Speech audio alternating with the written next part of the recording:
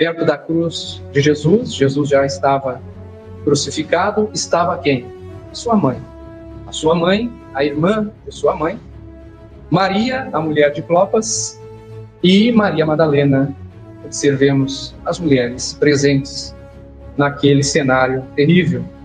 Quando Jesus, olhando da cruz, se apercebe a sua mãe ali, e perto dela, João, seu discípulo amado, o mais jovem, né? Diante daquela cena terrível, Jesus diz à sua mãe: aí está o seu filho, apontando para João. E a João, Jesus reergue-se em suas forças e diz: aí está a sua mãe. Daquela hora em diante, o discípulo a levou para a sua casa. Neste momento, Jesus consagra Maria não só como mãe de João. A partir deste momento, Jesus consagra Maria como mãe de toda a humanidade.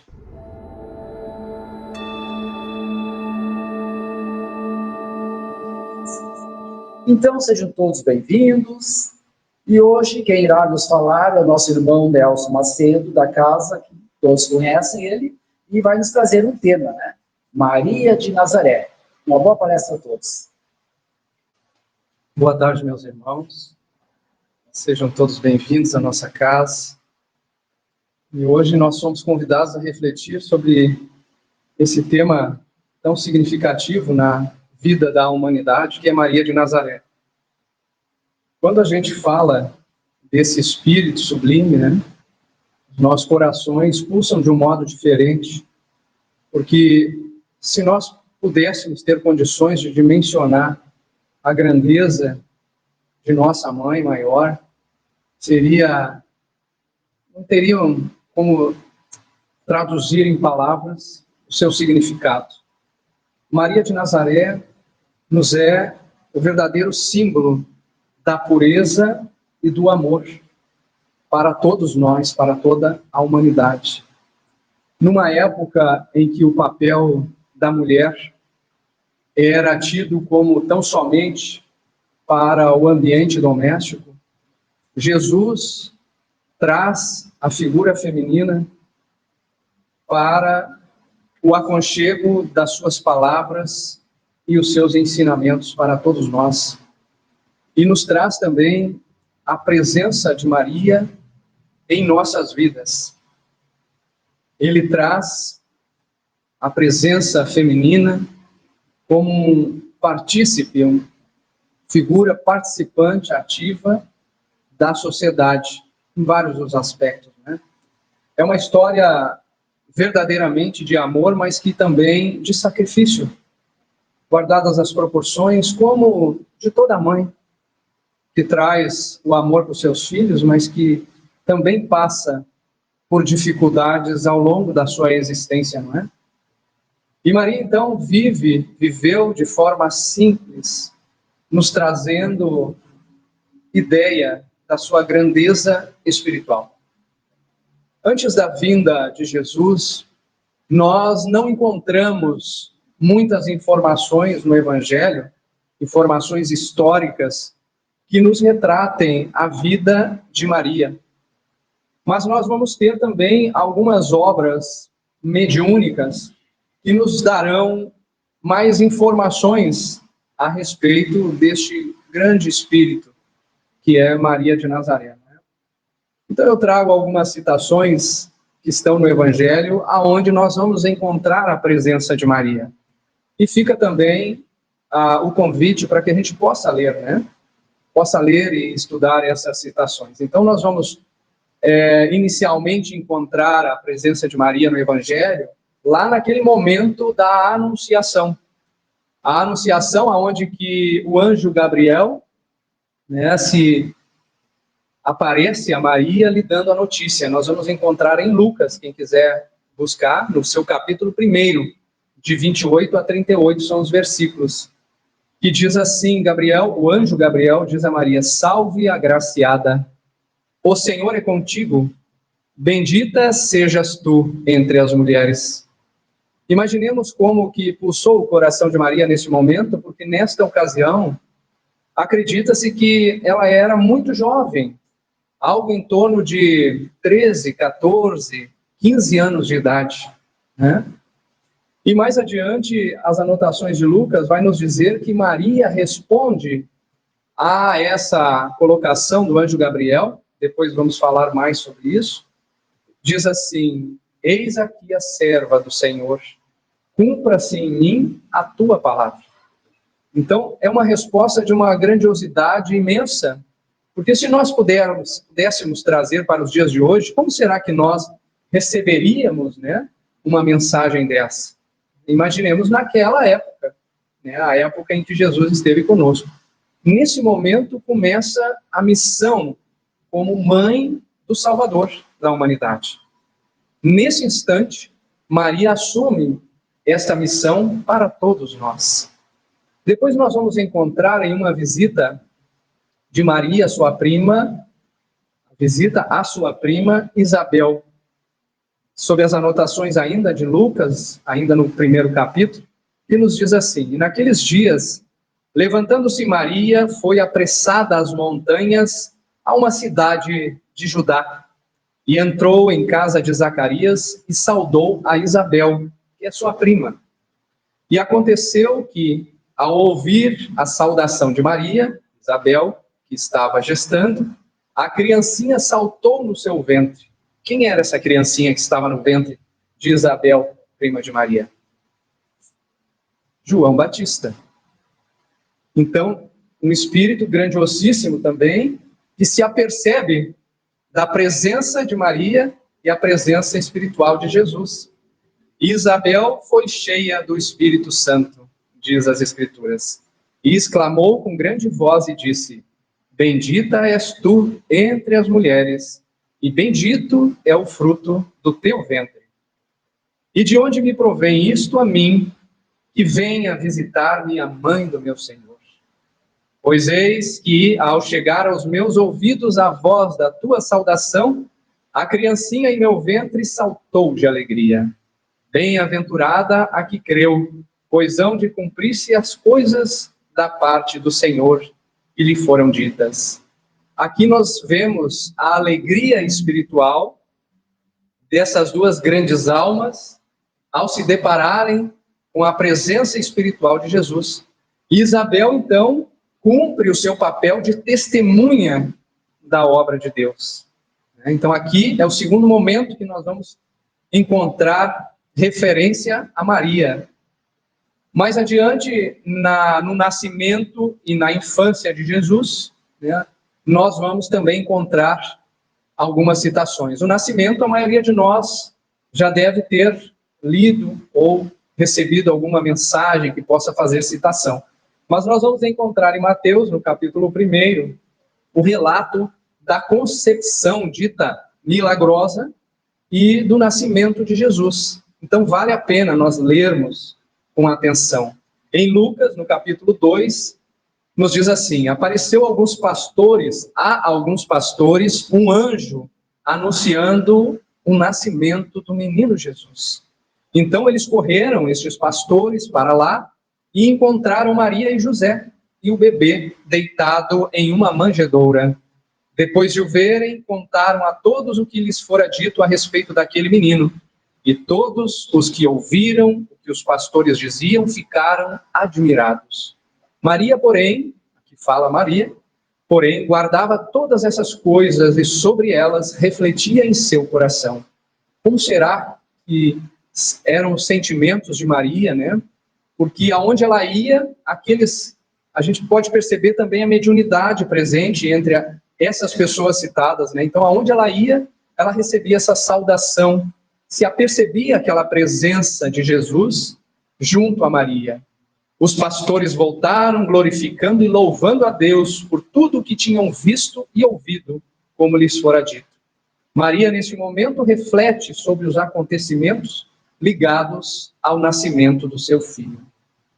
Depois nós vamos encontrar relatos na fuga para o Egito e aquela matança dos inocentes, né? Onde foi determinado a morte de todos os meninos menores de 2 anos. E é Mateus quem nos diz que um anjo aparece a José em sonho e lhe disse: levanta-te, pega o menino e a mãe, que é Maria, e foge para o Egito, e fica lá, até que eu te avise. Pois Herodes não queria um novo rei. E os boatos que circundavam é que havia nascido um novo rei. Eles imaginavam que ia ser aquele rei que eles tinham em mente, né, alguém que trazia armas, que trazia exércitos para destruir os atuais reis, né? Depois nós vamos encontrar na profecia de Simeão, narrada por Lucas, aonde Simeão anuncia que Jesus será o sinal da contradição e que uma espada traspassará a alma de Maria. Aqui já é antecipado o sofrimento que Maria teria de enfrentar pelo seu filho, mediante tudo o que iria ocorrer posteriormente. Nós vamos encontrar também as narrações citando Maria na vida pública de Jesus. Aí é João, o apóstolo mais jovem, que depois permanece ao lado de Maria, quem nos narra essa passagem, em seu capítulo 2, que diz assim: e ao terceiro dia fizeram-se umas bodas de Caná, na Galileia, e estava ali a mãe de Jesus. E foi também convidado Jesus e os seus discípulos para estas bodas. Estava havendo um casamento lá e todos foram convidados. Mas faltou vinho. E faltando vinho, a mãe de Jesus lhe disse: não tem vinho. Falou para Jesus. Faltar vinho numa festa dessas era uma ofensa aos convidados. Por isso que se deu tanta ênfase a essa questão, né? Então faltou vinho. Então Maria se achega a Jesus e disse: faltou vinho. Aí a resposta dele, sua mãe disse, aliás, a resposta dele: mulher, que tenho eu contigo? Ainda não é chegada a minha hora. Ele se refere a Maria como mulher porque era tradição chamar desta forma, né? Ele diz assim: o que queres que eu faça? Ainda não é chegado o tempo da minha atuação, né? Mas mãe é mãe e mãe conhece o filho, né? Então ela fala isso e sai. Sua mãe disse aos serventes: fazei tudo quanto eles vos disseram.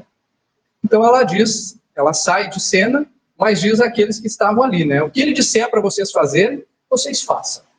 E estavam ali postas 6 talhas de pedra. Aqueles que talvez tiveram a sua infância no interior vão lembrar. As talhas eram uns jarros grandes, né? Aqui diz de pedra, eu conheci de barro, aonde se armazenava água.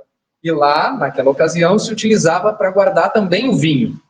Então, tinham 6 talhas de pedra que, para as purificações dos judeus, e em cada uma delas cabiam 2 ou 3 almudes, que era uma medida, que seriam algo em torno de 16 litros, mais ou menos, né? Que cabia dentro de cada, tinha 2 ou 3 almudes, né? Uns 40, 50 litros cabiam dentro daquelas talhas, né? Disse-lhes Jesus: enchei de água essas talhas. E encheram-nas até em cima. E disse-lhes: tirai agora e levai ao mestre-sala. E levaram. E logo que o mestre-sala provou a água feita vinho, não sabendo de onde viera, se bem que o sabiam que os serventes o tinham tirado a água, chamou o mestre-sala ao esposo e disse-lhe: todo homem põe primeiro o vinho bom, e quando já tem bebido bem, então o inferior.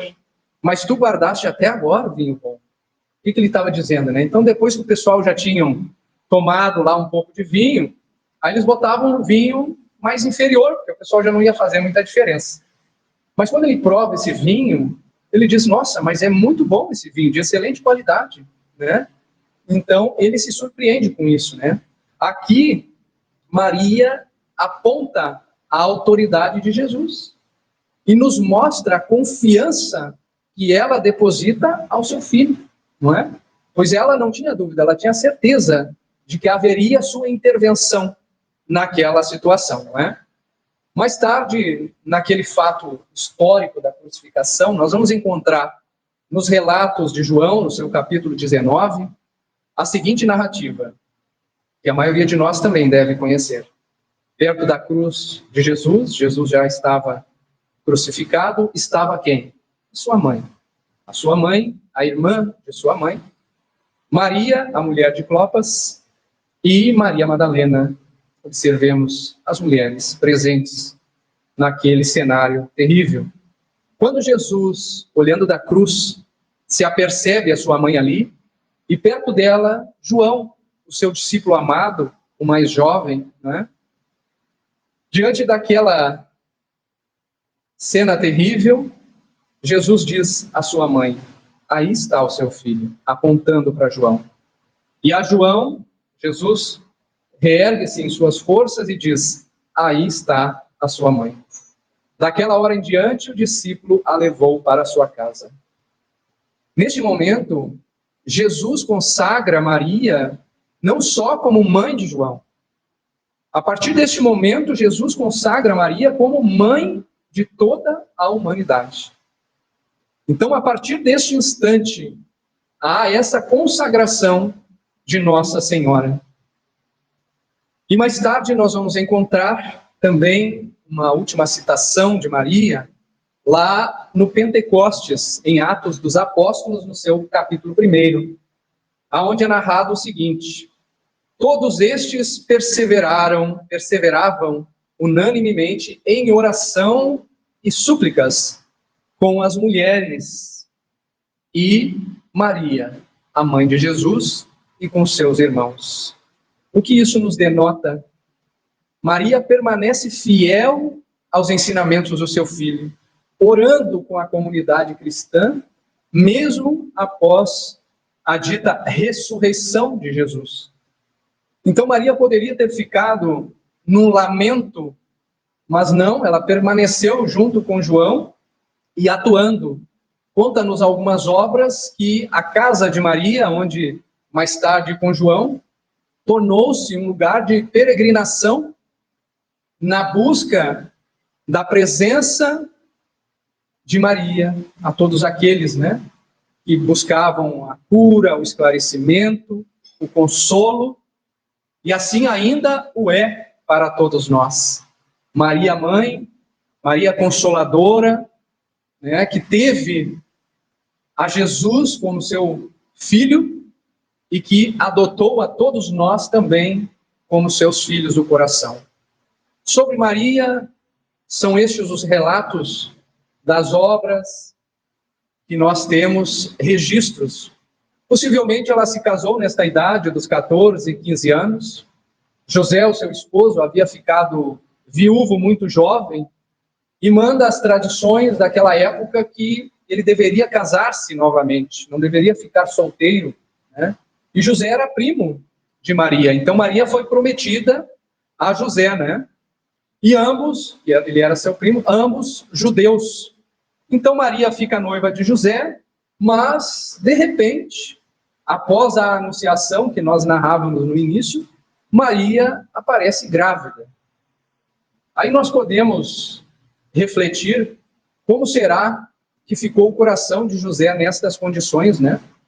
Se hoje esse fato traria dificuldades, imaginemos naquela época, né? Imaginemos como será que isso se ocorreu. A narração de Lucas nos diz o seguinte: em Nazaré, onde estava Maria, eu vou retratar novamente aquela passagem do anjo Gabriel. Certa noite, um anjo apareceu-lhe e lhe disse: alegra-te, favorecida, o Senhor está contigo. Não temas, não temas. Conceberás e darás à luz a um filho, a quem chamarás Jesus. Ele será grande e levará o título de Filho do Altíssimo. E aí Maria fica intrigada, mas lúcida, e pergunta: mas como que acontecerá isso se eu não convivo com nenhum homem? Ela quis dizer que ela não era casada, não convivia intimamente com nenhum homem. E o anjo lhe responde: o Espírito Santo virá sobre ti e o poder do Altíssimo te fará sombra. Por isso, o consagrado que nascer levará o título de Filho de Deus. Vê também tua parente Isabel, concebeu em sua velhice. E a que era considerada estéril já está de 6 meses de gravidez. Pois nada é impossível a Deus. Maria podia questionar ainda mais, mas a resposta dela foi impressionante. aqui está a serva do Senhor. Que sua palavra se cumpra em mim. O anjo, neste momento, a deixou e se foi. Esta narrativa está em Lucas, capítulo 1, versículo 26 até o 28. Que consequências esta situação, naquela época, poderia trazer a Maria? Poderia ser apedrejada com muita facilidade. José, recebendo esta informação, ele se assustou, que era natural, não é? Cogitou denunciá-la, mas, pelo seu caráter elevado, aliado às influências espirituais, não é? José aceita Maria, porque compreende a sua missão. O Espírito Santo virá sobre ti, diz a narrativa, e o poder do Altíssimo te fará sombra. Neste momento nos indica que a concepção de Jesus, embora natural, talvez não fosse tradicional, palavras minhas, não é? Essa expressão fazer sombra vai nos lembrar a presença divina que cobria o tabernáculo, o lugar sagrado no Antigo Testamento, sinal de que Maria seria envolvida pela ação de Deus. A identidade de Jesus, por nascer dessa intervenção divina, o Filho seria chamado Santo Filho de Deus, revelando sua natureza única. E aí, diante disso, há algumas vertentes de interpretação deste tema. Alguns entendem que a concepção ocorreu naturalmente, com José, o seu futuro esposo, mas também há uma reflexão que também nos remete a refletir sobre esse tema. Em termos práticos, como explicar a gravidez de Maria? Então eu recorro ao livro Plantão de Respostas, de Emmanuel e Chico Xavier, em que há a seguinte pergunta: como a doutrina espírita vê a situação dos bebês de proveta? Isto é certo ou é errado? Resposta: a espiritualidade inspira e acompanha os progressos da ciência, e os pesquisadores não conseguem realizar o que não tem apoio dos laboratórios do infinito. Dentro da correta orientação médica, esse tipo de concepção pode ser tratado, não nos esquecendo de que muitas crianças sem lar anseiam por nosso afeto, em caso de impedimento físico para gerar um corpo. Então, nós vamos lembrar também dos fenômenos de materialização. Nós vamos lembrar do Chico, por exemplo, temos alguns livros na biblioteca, registrados fenômenos de materialização. E aí a pergunta que pode estar nos ocorrendo é: então, de que forma ocorreu? Não é importante. De uma forma ou de outra forma, isso não é importante ao ponto de nós ficarmos inculcados se foi assim, se foi assado, não é? Isso não é o relevante. Nós trazemos estas informações apenas para nossas reflexões e trazendo também a questão de como Maria, neste momento, recebeu esta informação de que como ela foi tratada naquela ocasião, de que forma se comportou, não é? Maria, ela exerceu e exerce um papel fundamental na missão do Cristo. Ela foi preparada para ser a mãe de Jesus, né? Para ocupar esta posição de mãe do Salvador. Amorosa, disciplinada, obediente, desde a concepção do Mestre Jesus até a sua crucificação e depois disso também, se colocando como uma serva fiel, no sentido de servidora do Mestre Jesus, dedicada, sempre humilde, sempre gentil, cuidou e foi cuidada por Jesus.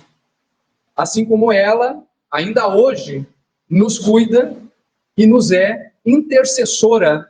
Quem de nós não fez uma prece a Maria? Especialmente as mães, né? Especialmente naqueles momentos em que nós nos vemos em situações delicadas, a enfermidade de um familiar, a enfermidade de um filho. Quem de nós não recorreu a esta mãe amorosa, né?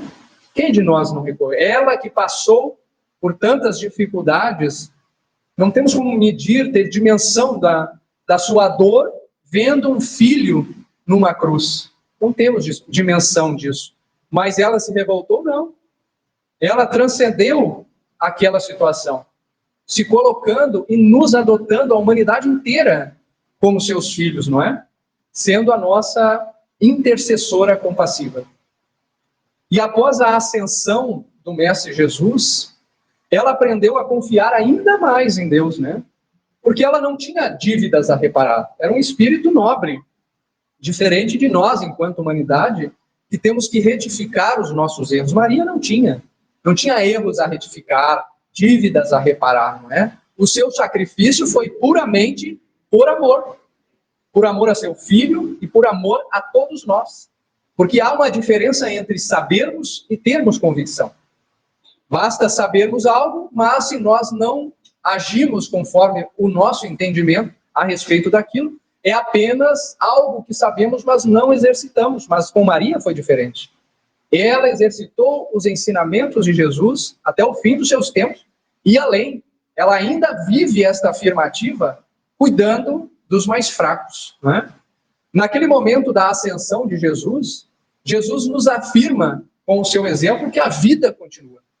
Nos diz os relatos de Lucas que no primeiro dia da semana, de manhã bem cedo, as mulheres tomaram especiarias aromáticas que haviam preparado e foram ao encontro do sepulcro de Jesus. Mas se surpreenderam porque encontraram a pedra do sepulcro removida. Mas quando entraram, não encontraram o corpo de nosso Senhor. Ficaram perplexas, sem saber o que fazer. De repente, 2 homens com roupas que brilhavam como a luz do sol, colocaram-se ao lado delas. Amedrontadas, as mulheres baixaram o rosto para o chão, e os homens lhes disseram: por que vocês estão procurando entre os mortos aquele que vive? Então, neste momento, é declarado de forma evidente que a vida continua.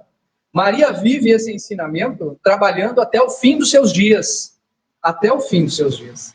E vem nos mostrar também a sua resiliência e a sua fé diante da dor extrema, nos convidando também para termos este olhar e esta compreensão, mas também nos trazendo, através do seu exemplo, o consolo aos que sofrem. No relato de Lucas, vai nos dizer que perto da cruz de Jesus estava quem? A sua mãe, a sua irmã, como eu já li anteriormente, a mulher de Clopas e Maria Madalena.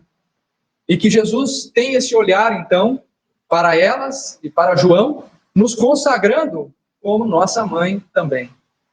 Mas como relatos mais recentes sobre Maria, nós vamos encontrar no Anuário Espírita do ano de fundação do GEAC, que é o ano de 1986, intitulado Notícias de Maria, aonde Chico Xavier, através do autor espiritual, Hércio Arantes, vai nos dizer o seguinte: aprendemos a reconhecer em Maria um ser altamente evoluído, que alcançou grandes virtudes há 2000 anos, capaz de cumprir uma missão tão elevada na corte terrena, recebendo em seus braços o emissário de Deus, que nasceu como uma criança para se tornar um modelo de perfeição moral ao qual a humanidade pode aspirar na Terra.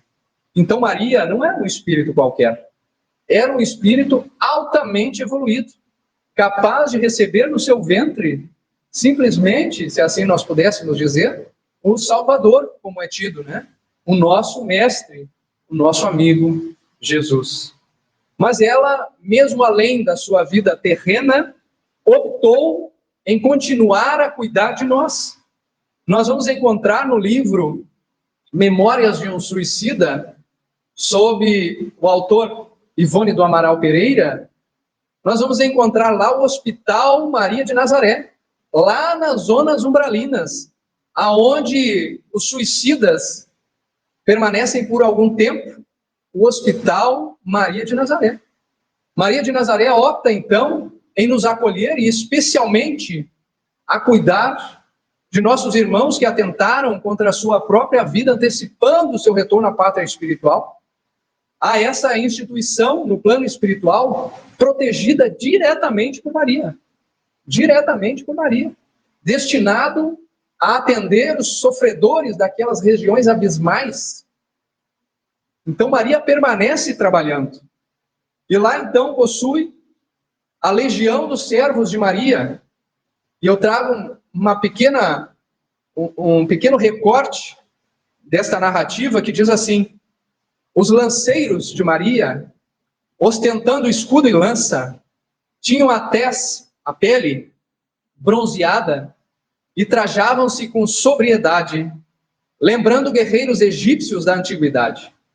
E chefiando a expedição destacava-se um varão respeitável, o qual trazia um avental branco e insígnias de médico, a par da cruz referida, a cruz médica, respeitável, cobria-lhe a cabeça, ao invés do gorro característico de médico, um turbante hindu amarrado com dobras, e na frente, ao invés desse gorro, eram atadas à frente pela tradicional esmeralda.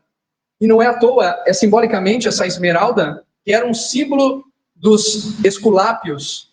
Os esculápios eram tidos como os deuses gregos e romanos da medicina, de cura, de saúde, filho de Apolo, conhecido pela sua habilidade de cura.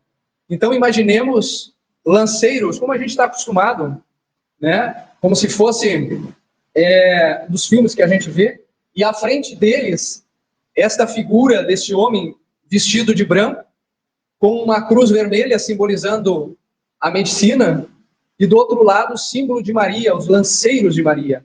Então, neste relato, nós vamos ver que Maria está presente, atuante. Não é um símbolo, simplesmente uma estátua presente em algumas religiões, ali inerte, não. Maria está atuante em nossas vidas, está nos acolhendo, está ouvindo as nossas preces, está acolhendo os nossos pedidos, as nossas súplicas, nos inspirando a continuarmos a nossa caminhada. E no Brasil, Maria é adorada de diversas formas. Nós vamos encontrar a padroeira do Brasil, tida sob o nome de Nossa Senhora Aparecida. Nós vamos encontrar também Nossa Senhora da Conceição, não é? Celebrada no último dia 8, celebrada inclusive nas religiões afro, com outros nomes, não é? Nós vamos encontrar Nossa Senhora da Piedade, que nós vamos lembrar daquele quadro lindíssimo, intitulado Pietà. Nós vamos encontrar Nossa Senhora de Nazaré, aonde tem o Ciro de Nazaré, e, para minha surpresa também, Nossa Senhora da Boa Morte. Não sei se todos conheciam. Existe Nossa Senhora da Boa Morte, né? Então nós vamos encontrar diversas nomenclaturas que seriam passagens da vida de Maria de Nazaré, em que muitas pessoas expressam o seu respeito e a sua crença através dessas imagens. Mas fica uma pergunta, e para o nosso coração, o que representa Maria? Para o nosso coração, intimamente falando, não precisamos responder, mas o que representa para nós a Mãe de Jesus? Nesses tempos de Natal, tempos maravilhosos, porque a fraternidade fica mais evidente, né? Um clima de harmonia, mediante tantas dificuldades, ele fica mais presente na nossa vida. Nós vamos lembrar da Sagrada Família, a presença de Jesus, né, a presença de José e a presença de Maria, numa simbologia. Nós não temos simbologias espíritas, mas nos traz essa lembrança, não é? E diante disso, que estas reflexões possam nos trazer lembranças alegres, lembranças harmônicas, lembranças também daqueles familiares, amigos que talvez já não estejam mais compartilhando fisicamente a nossa existência, mas de um modo especial as mães, porque falar de Maria é falar das mães, aquelas que estão encarnadas, mas também aquelas que nos antecederam. E diante desse tema, que é Maria, Mãe Santíssima, concluo as nossas reflexões com uma súplica, a súplica de Bettencourt Sampaio, que vai nos dizer assim: anjos dos bons e mãe dos pecadores, enquanto ruge o mal, Senhora, enquanto reina a sombra da angústia, abre o teu manto, que agasalha e consola as nossas dores. Nos caminhos do mundo há treva e pranto. No infortúnio dos homens sofredores, volve a terra ferida de amargores o teu olhar imaculado e santo. Ó Rainha dos anjos, meiga e pura, estende tuas mãos à desventura e ajuda-nos ainda, Mãe piedosa. Conduze-nos às bênçãos do teu porto e salva o mundo em guerra e desconforto, clareando-lhe a noite tormentosa. Bittencourt Sampaio. Muita paz a todos, desejos sinceros de um Natal de muito amor e de muita paz, e que esse ano em nossos corações seja de gratidão, e que o ano que se aproxima seja de muita paz e de muita prosperidade a todos, seus familiares e a toda a humanidade. Muito obrigado pela atenção de todos.